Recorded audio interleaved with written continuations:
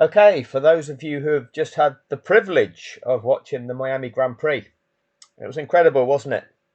Well, if you watch Sky Sports and get the coverage from there, you are subject to the presentation of people like this: Simon Lazenby, Danica Patrick, and Jenson Button, with Anthony Davidson on the Sky pad. And all four of them uh, could not be sucking Verstappen's cock any harder than they do. Okay, this is the Max Verstappen fluff show. Absolutely sucking him dry. Okay, this is people do a lot of different things for money. You know, we've all got choices in life, and this is the choices that they have made. That's who they are as people. Okay, that's a reflection of them, their values, and what they're willing to do for money.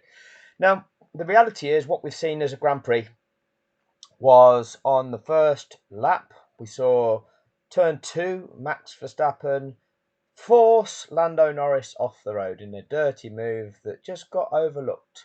And then we get Anthony Davidson on the Sky pad validating it. Essentially, everybody, and I've got the Lando Norris interview. Lando's effectively calling Max a CNET, but not calling Max a CNET because he can't. That's the situation. Everybody knows that he is. Everybody knows that if you try and race Max Verstappen, he'll just fucking go through you. Now, that's not acceptable in any form of sport. The rules have to apply to everybody, but what happens in Formula One is these fluffers, these Max Verstappen cocksuckers, will present it that, oh, but Max is the expert of the rules. You can't overcome Max because Max is the one that knows the rules better than everybody else. That's the way they present it.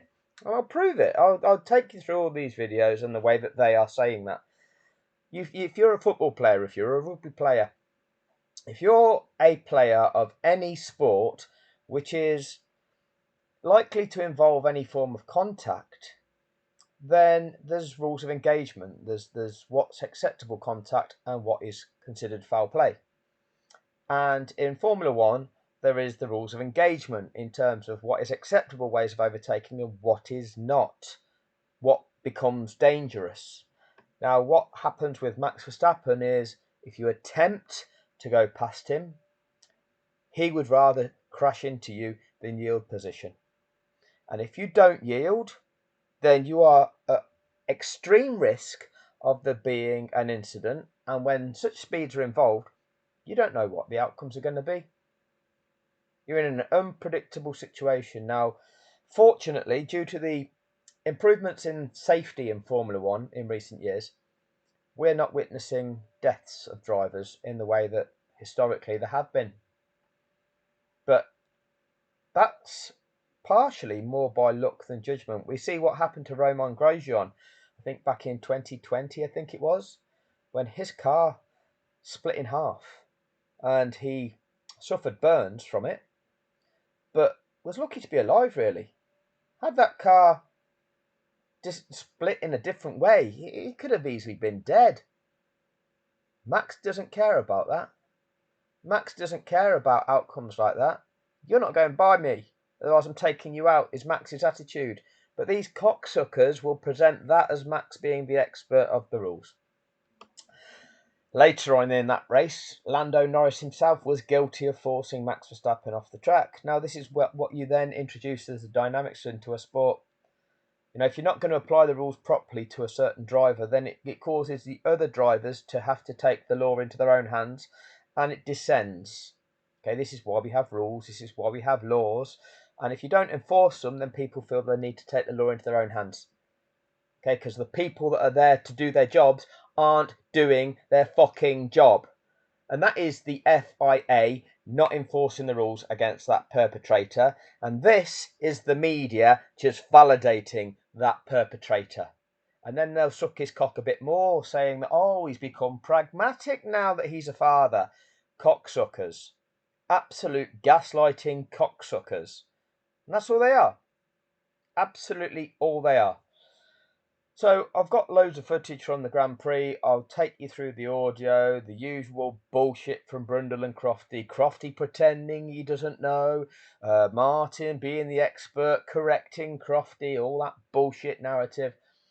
We've got the incidents going on within Ferrari. Now, a lot of pro Lewis Hamilton YouTube content creators were making videos all over the close season, claiming how great this move to Ferrari is. Now, it's great in as much that we know that at Mercedes we could see the sabotage that Lewis Hamilton was subjected to, the way that his own team was sabotaging his own chances in races.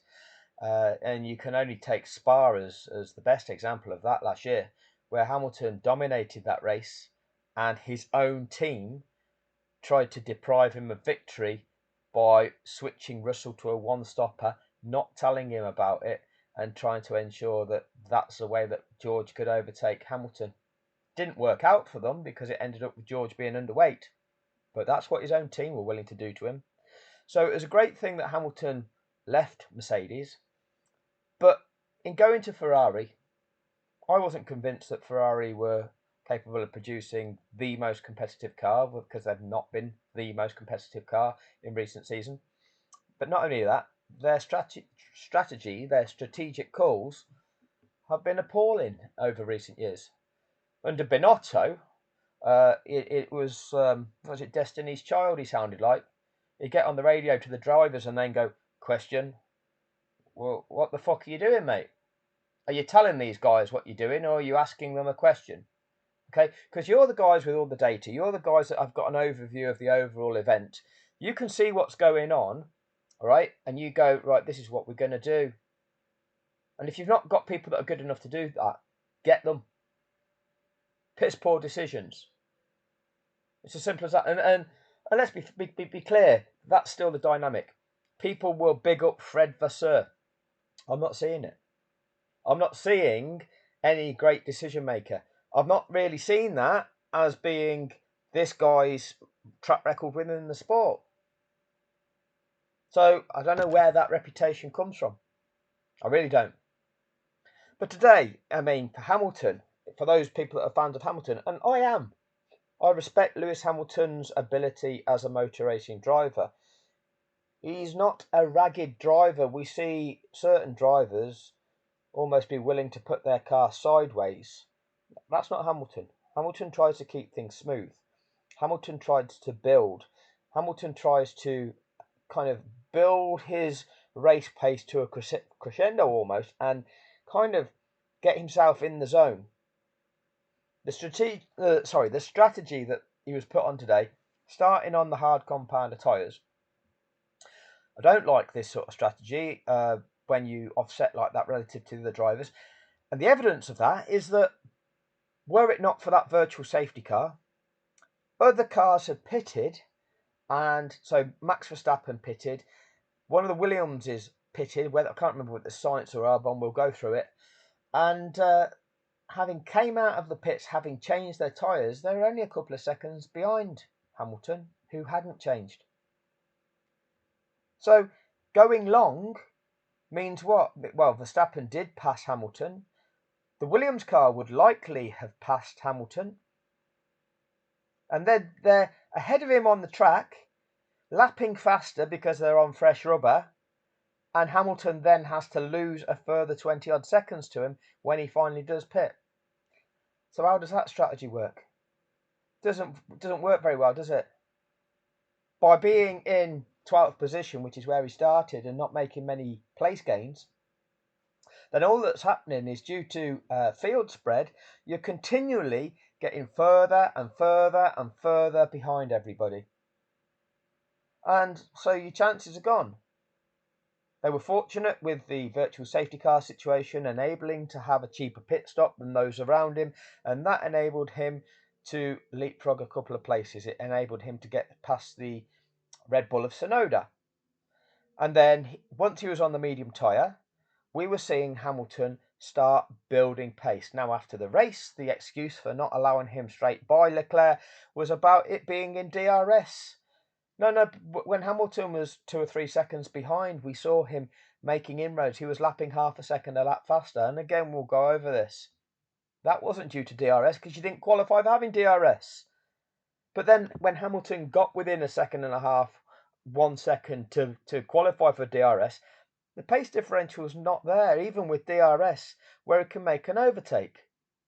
Such is the performance of that Ferrari. It's not amazing, is it? When it takes you 23 laps to get past Esteban Ocon, then that demonstrates that Ferrari's not that good, is it?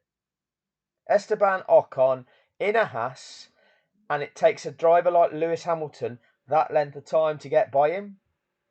That demonstrates really the performance of that Ferrari. There's a problem. There is a problem. But like I say, Hamilton, or was that the tyres he was on? Was that causing part of the problem? Was it he was lacking in certain grip, certain balance on the car? Again, we don't know. We're only just feeding off the information, the narrative that is fed to us. So I'm not going to. I'm skeptical of everything, and with good reason. So, yeah, Hamilton is catching his teammate. He's on a different strategy. He's on medium compound tyres, which should be the faster compound of tyre.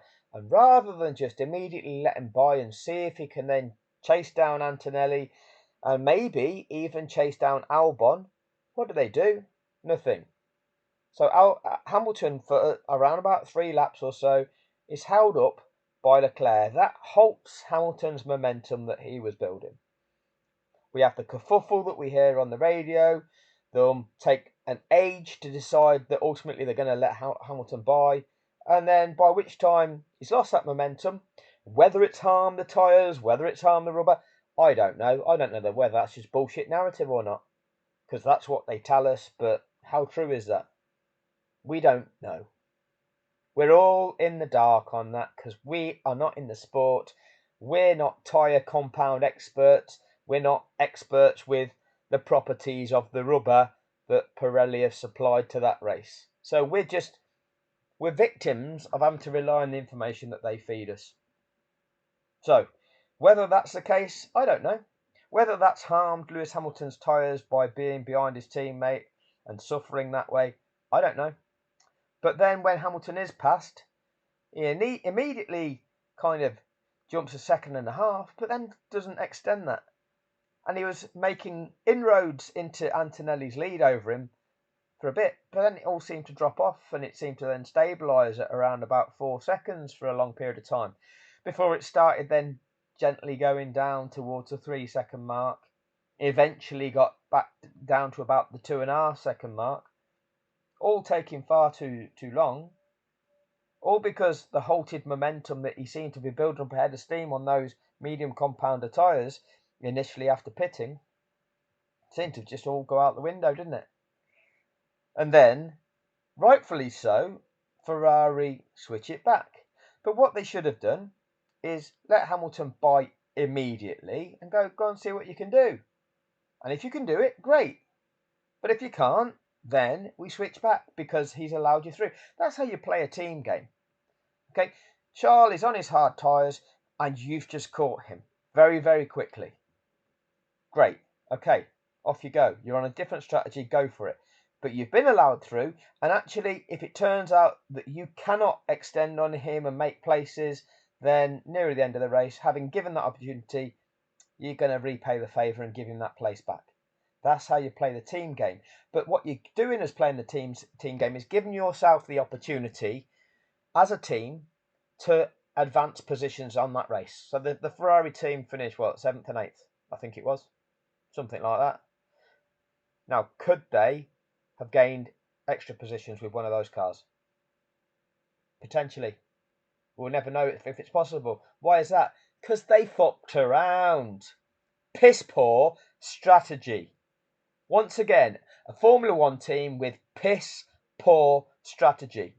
This is supposed to be the pinnacle of motorsport, right? And we're seeing fucking schoolboy errors that I've witnessed within the sport for fucking decades.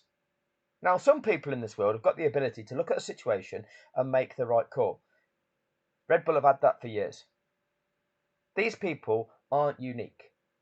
I've watched Formula One Grand Prix for years and been screaming at the TV to say, you should be doing this. And lo and behold, Red Bull end up doing something, right? And the teams that I support, they don't, right? And the drivers that I support, no, they fuck around and it doesn't happen and they lose out. Strange that, isn't it? Why is it that some of us can actually see what's happening on the track, see what's happening on with the information presented to us and make a call on it? And 9 times out of 10, it's the right call. And not always. And again, partly that is because some things happen beyond your control. Sometimes you're not party to all the information, so you are making some of these decisions blind, and we are fed a narrative. That's the way it is. So, we are guided in our thought process to believe things to be a certain way, and it doesn't always be. It's not always that way. In fact, very often it's not that way. But what we are seeing is piss poor strategy calls. If this was authentic racing with authentic data, which we're led to believe it supposedly is, you should have the information that should enable you to make the right decisions to give your drivers the best opportunity within that race. And they're not doing it. That's a problem, isn't it? That's a problem with competence.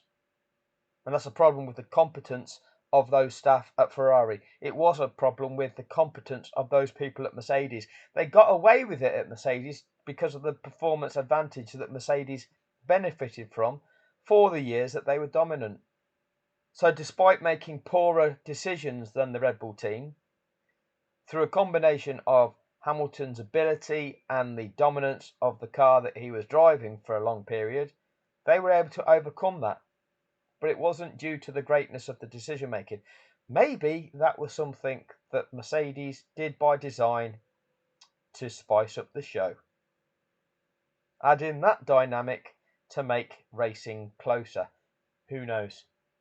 Again, with what we can see now about the show, I wouldn't put it past them. I really wouldn't.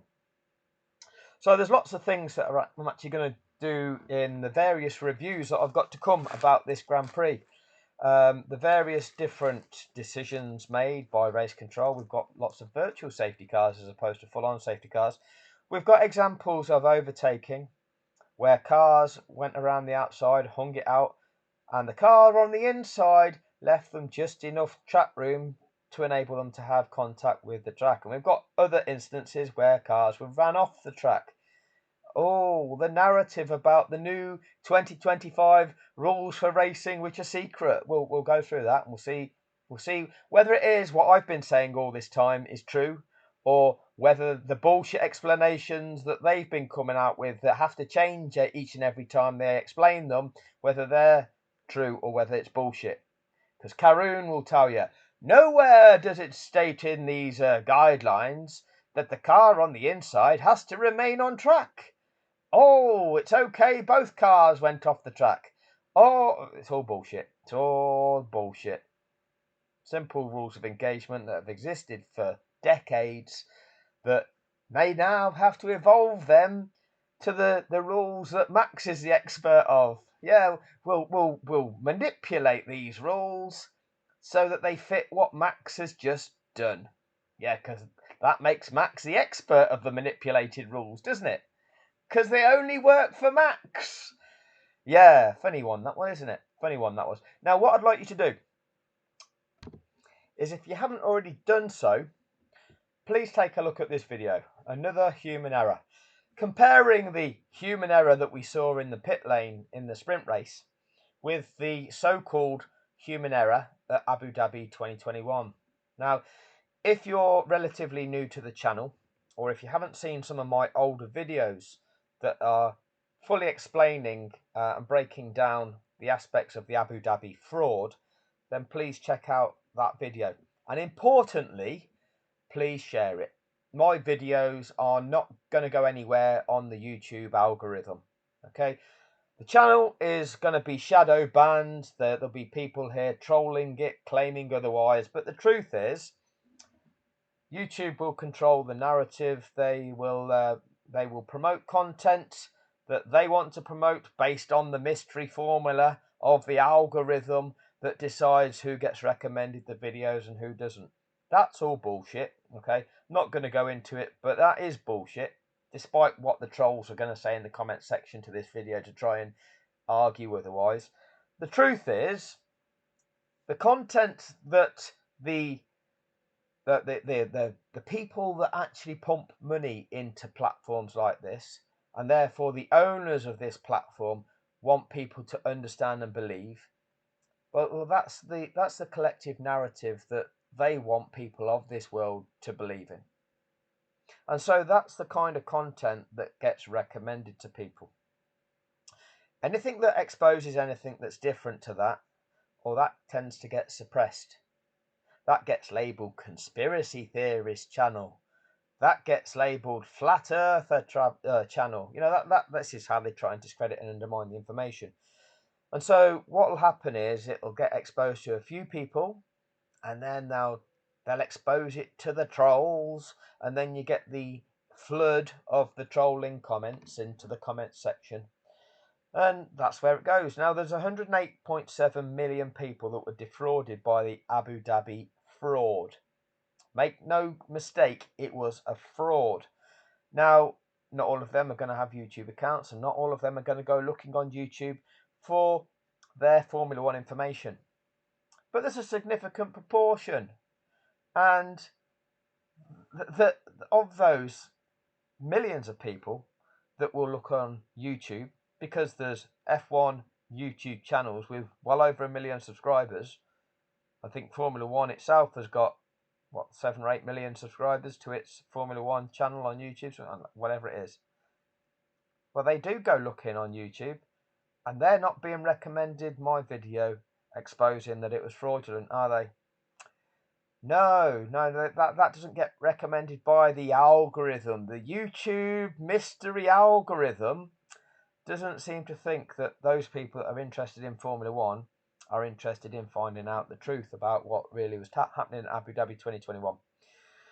So I would hope that those people that have come to this channel and that can see what is actually going on through how I present it can help us all by doing what is within your capabilities to do something about it, and that is by sharing the content on your social media and trying to expose it to as many people as possible. Because what you're going to do is you're going to educate more and more people with the truth of what really went on. Because that's the only way we're going to actually, well, that's not the only way, there's going to be another way, but what's going to be important in waking people up is getting them to see what really happened and how all of us were lied to, all of us were manipulated by what took place. And that video, Another Human Error, will help many people see what really went on. This is however many years later, three and a bit years, 3.5 years after Abu Dhabi 2021, right? So, it's not going to go away. It hasn't gone away, has it? They hoped it would. But there's many of us that never will let it. And action will be taken. And I keep saying this, and we'll get the trolls, the wank boys in the comment section, trying to taunt, trying to say, when's it going to be? When's it going to be? When's it going to be? Okay. Those of you that are doing that, what I'd like you to do is firstly, go and get yourselves in touch with Felipe Massa's lawyers and see how they're getting on with that case. Yeah, go and pester them, see how they're getting on with that, and then what I'll do is I'll tell you what's going on with this, okay, when the time is to do that. All right. There's other things that are going on. I need to uncorrupt the British legal system first, but more to come on that, okay? Because there's no point taking a case to a corrupt justice system that's not designed to produce justice, but is designed to enrich lawyers. That's whilst failing to produce justice based on legal argument. That's what's called a fucked up system designed to monetize the problem for the enrichment of the lawyer rather than achieve justice.